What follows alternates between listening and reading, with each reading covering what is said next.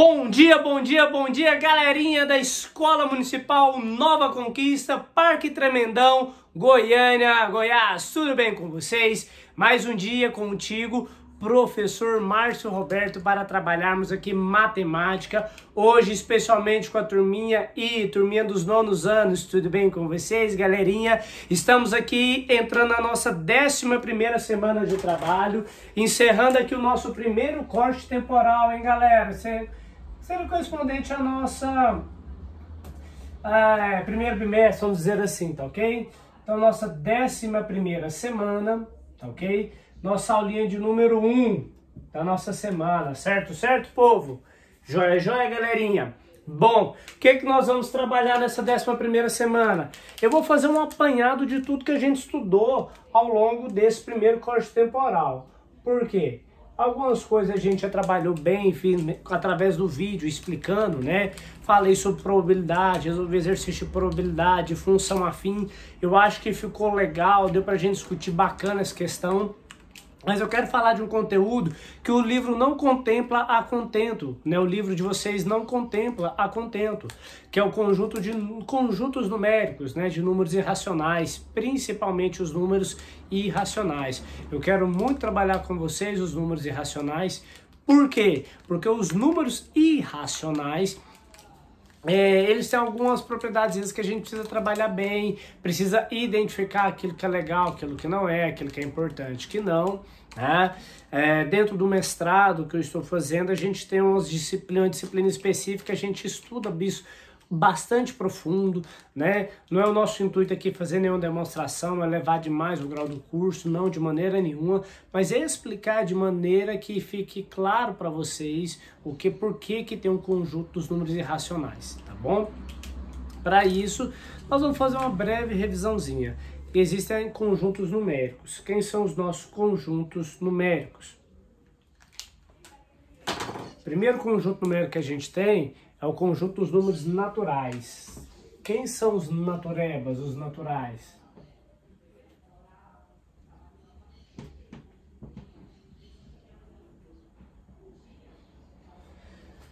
Os naturebas são nada mais, nada menos do que os conjuntos com os números que a gente usa para contagem.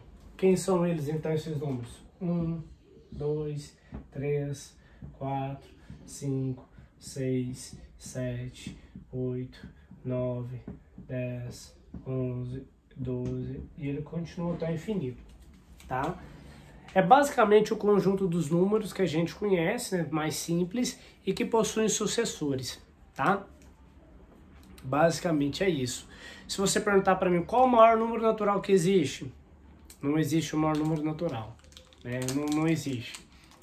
Sempre que você me falar um número que você acha que é maior, vai existir o sucessor dele. O sucessor dele é só somar 1 e ele é maior do que o número que você me falar. Então, um conjunto infinito. Qual que é a ideia de infinito? Não tem fim. Lembram qual é o símbolo do infinito? Um 8 deitado. Então, esse é o símbolo do infinito. Ou seja, esse conjunto, ele nunca acaba. A gente não escreve ele todo, por quê? Porque não vai caber, né? A gente nunca vai terminar. Então a gente coloca o símbolo do infinito, o 8 deitado. Por quê? Porque através desse símbolo nós identificamos que esse conjunto não tem fim. Beleza? Suave, tranquilo, sussa, de boa. Bom, o que a gente vai fazer então? Os conjuntos dos números naturais, eles não são suficientes para representar tudo que a gente precisa no nosso cotidiano. Precisou, graças à evidência aí das mulheres, né, brincadeirinha ou não, muita verdade nesse negócio, precisou de criar um outro conjunto que nós chamamos de conjunto dos números inteiros. Os números inteiros são representados pela letra Z do alemão Zahl, tá? Quem são os números inteiros? Por definição, o conjunto dos números inteiros é o conjunto dos naturais mais os seus opostos. O que é o oposto de um número? O oposto é o número que eu somo com ele e o resultado dá zero. Então vamos lá. Qual é o número que eu somo com 10 e dá zero? Menos 10. Então esse conjunto, ele começa aqui no menos infinito, porque ele é infinito negativo. ele não tem início. Os naturais começavam no 1. O menos infinito, ele não tem começo.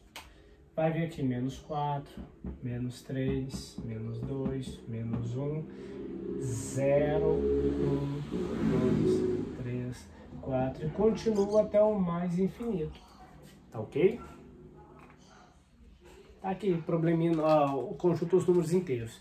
Para que existem os números negativos? Bom, quem foi aluno meu na turma G, a gente fala lá de temperatura negativa, a gente fala lá de dívida, a gente fala lá de andar abaixo do solo, né, o subsolo. Então, todas as situações que a gente vai usar os números negativos no dia a dia, na prática, né?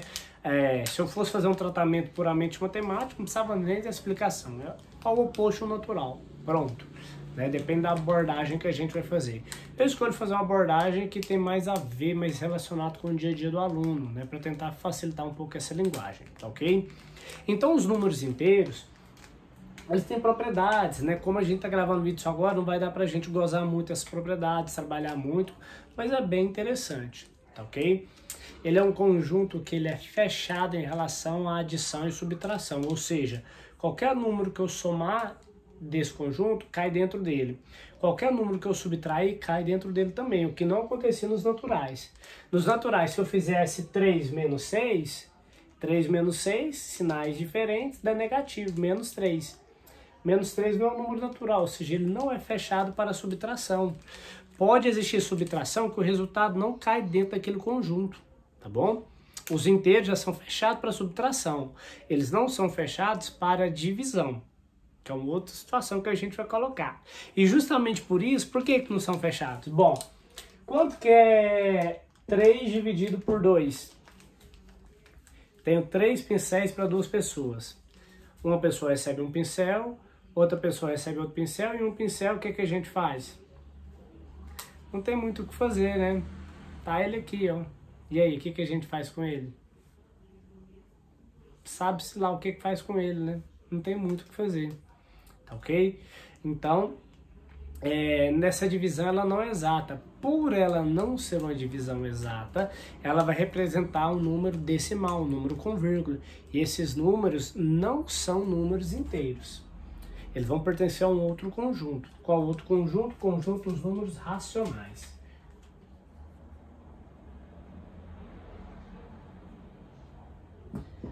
Eles são os racionais, representados pelo Q, de quociente, na verdade é de Cauchy, também em alemão, tá?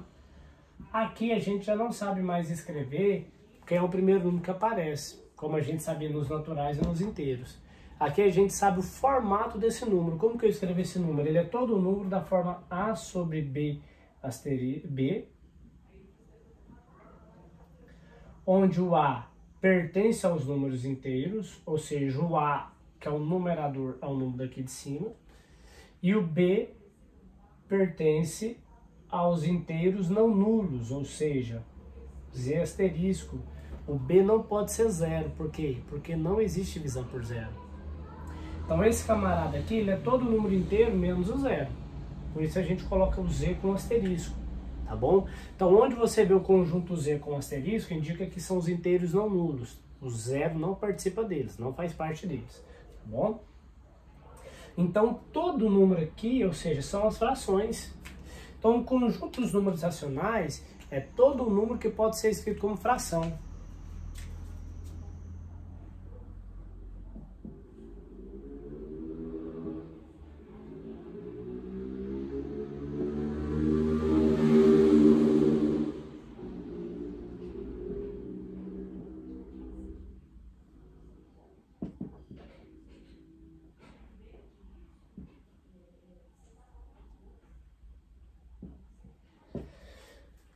Tá? Então esses são os números racionais. E todo número racional ele tem duas representações.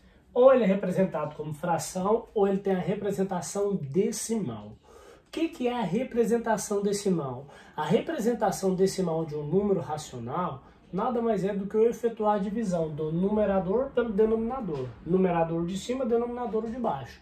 Tá ok? Quando a gente fizer isso, nós vamos ter o número decimal que representa ele. Vamos ver alguns exemplos? Isso é bom a gente relembrar.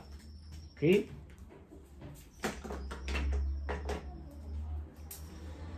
uma mesa digitalizadora para eu gravar a tela do notebook, mas ele ainda não chegou. Vai facilitar um pouquinho nossa vidinha aqui, que aí eu vou desenhar tudo no notebook, né? Não vou precisar apagar aqui, vou só puxar a página para cima.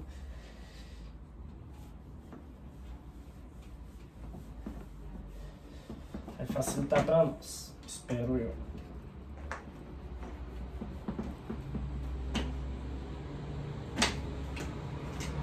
Ok?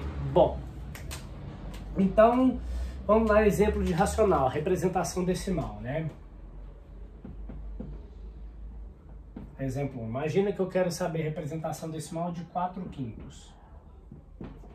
Como que eu faço? Eu vou efetuar a divisão do numerador pelo denominador.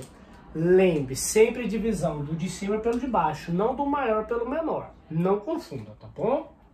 Então vou dividir 4 por 5. 4 dividido por 5. Lembra? Dividendo, divisor, quociente, número que aqui a gente vai achar, que vai ser o resultado da divisão, e o resto. Ok? Como que eu faço para executar essa operação? 4 divide por 5? Não. Por que não? Porque ele é menor. Toda vez que o dividendo for menor que o divisor, o que que a gente vai fazer? Nós vamos acrescentar um zero nele. Então eu vou vir aqui acrescentar um zero, e aqui eu vou colocar uma vírgula no quociente. Coloquei a vírgula. Eu tinha algum número antes aqui para colocar a vírgula? Não tinha. Se eu não tinha um número, um nada em matemática é o zero. Então fica zero é a vírgula. Agora eu tenho qual número para dividir? 40. Vou dividir o 40 por 5.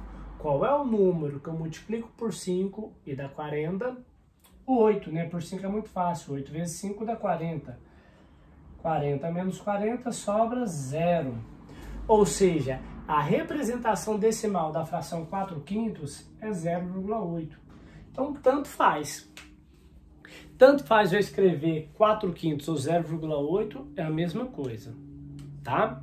Então, se eu tenho uma fração e quero achar no decimal que a representa, basta eu efetuar a divisão. Ah, professor, isso foi fácil. É verdade, isso foi fácil. Vamos ver um pouquinho mais bonitinho? Vamos pegar aqui 3/8. Qual é a representação decimal da fração 3/8? Vamos lá? Vou dividir numerador pelo denominador. Então, 3 dividido por 8.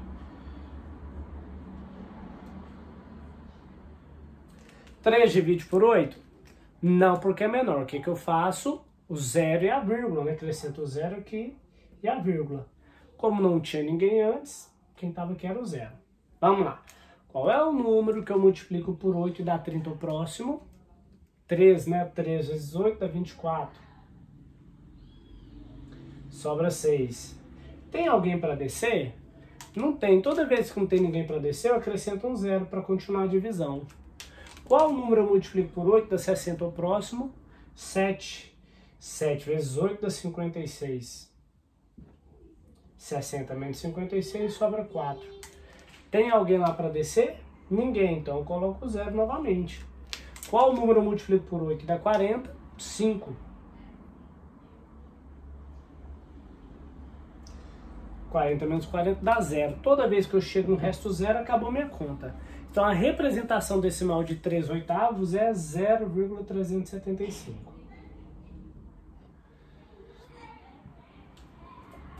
Certo? Esse tipo de número, tanto esse quanto esse, nós chamamos de decimal finito. Por quê? Porque ele tem fim, ele acaba. Isso vai acontecer com todas as divisões?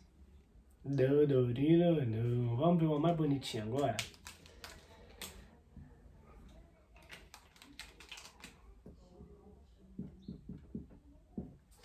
Imagina que eu tenha 1 dividido por 3. Eu quero saber a fração 1/3. Qual o decimal que representa a fração 1/3? Vou dividir 1 por 3. 1 divide por 3? Não, porque é menor. O que eu vou fazer? Acrescento um zero e a vírgula. Qual número eu multiplico por 3 que dá 10 ao próximo? 3, né? Porque 3 vezes 3 dá 9. 10 menos 9 sobra 1. Tem alguém para descer aqui? Não tem, o que eu faço? Acrescento um 0. Qual o número eu multiplico por 3 que dá 10 ao próximo? 3. 3 vezes 3, 9. 10 menos 9, 1. Tem alguém para descer? Não, o que eu faço? Acrescento um 0. Qual é o número que eu multiplico por 3 e dá 10 ao próximo? 3 novamente. 3 vezes 3, 9. 10 menos 9, sobra 1. Acrescento um 0.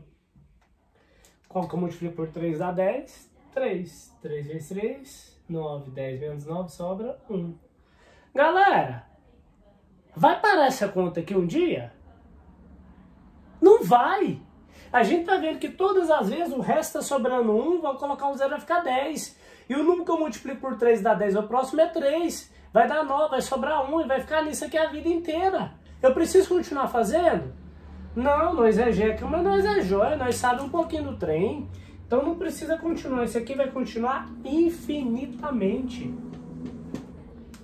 Então a fração que representa ela é 0,33. Posso colocar só 2,3 para dizer que ele repete. E esse formato de número aqui, onde nunca acaba, mas sempre vai repetir o mesmo algarismo, nós chamamos ele de dízima periódica.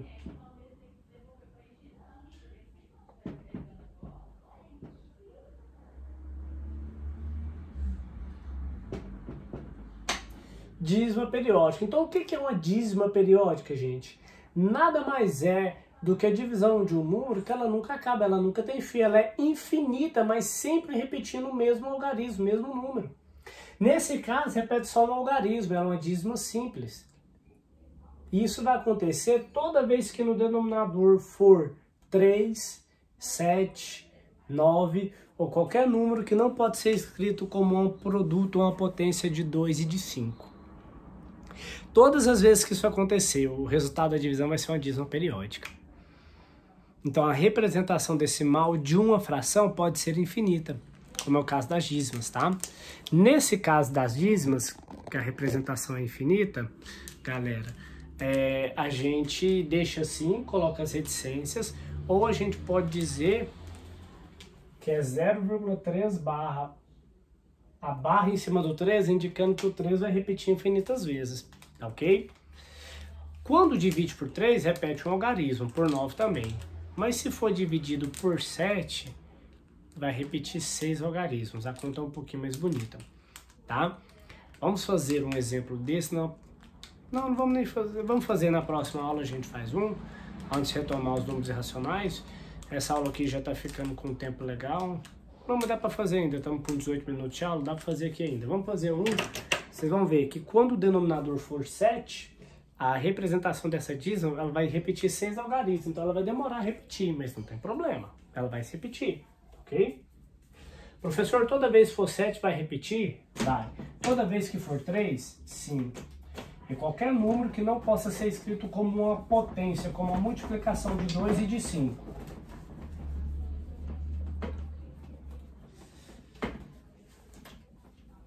Ah, e por 6? Aí por 6 depende de quem é o seu numerador. Tá?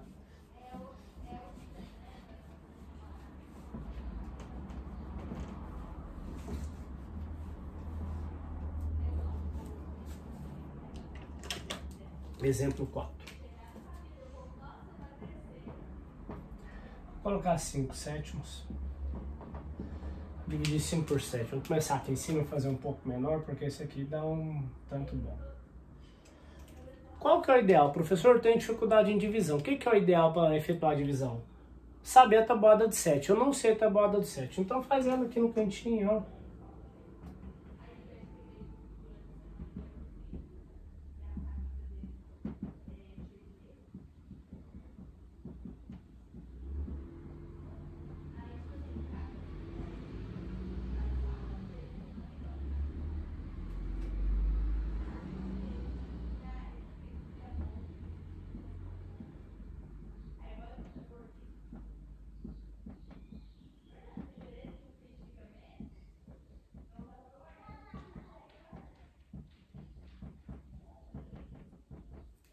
Pronto, tá ali. Agora vamos fazer 5 divide por 7, gente? Não. Porque é menor. 0 é a vírgula. Qual é o número que eu multiplico por 7 e dá 50 ao próximo? Vou olhar. Onde que o resultado é próximo de 50? 49, né? Coladinho. Certo? Quem que eu multipliquei? 7. Então 7 vezes 7 dá 49. 50 menos 49 sobra 1. Acrescenta um 0. Qual que eu multiplico por 7 dá 10 o próximo? Que dá 10, ó. É o 7. Quem que eu multipliquei? O 1. Então 1 aqui. 1 vezes 7, 7. 10 menos 7, 3. Acrescenta um 0. Qual o número que eu multiplico por 7 dá 30 o próximo? Que dá mais perto de 30 que passa, então é 28. Quem que eu multiplico que dá 28? 4. 4 vezes 7, 28. Sobra 2. Acrescenta um 0. Perceba que não repetiu ainda. 14 é o mais próximo. Quem que eu multiplico da 14? 2. 12 vezes 7 dá 14. 20 menos 14 sobra 6. Acrescenta um 0. Está mais perto de 60. 56. Quem que eu multipliquei? 8. 8 vezes 7, 56. Sobra 4. O senhor não acaba mais não? Calma, vai acabar daqui a pouquinho. Que dá mais perto de 40? 35. Quem que eu multipliquei? 5, né? Sobra 5. 0. Qual que dá perto de 50? Ah, agora já deu, ó. 7. Vai dar 49. Vai sobrar 1. Que vai dar 7. Vai sobrar 3. Vai dar 4. Vai sobrar 22. 14. Sobrar 6. Ou seja, quem que vai repetir? Sempre vai repetir. 714, 285. 714, 285. Poxa, professor, então vai repetir 6 algarismos? 6 algarismos vão se repetir. Toda vez que for 7, vai repetir 6 algarismos, tá ok? 714, 285. Colocar aqui em cima de tudo, porque repete tudo, não repete só o 5 não, tá? Vai repetir 714, 285, 714, 285, 714, 285, 714, 285. E assim vai embora. Beleza? Falamos um pouquinho então de números irracionais, falamos como que encontramos uma dízima periódica, mas tem como a gente pegar uma dízima e achar a fração dele, chamada fração geratriz.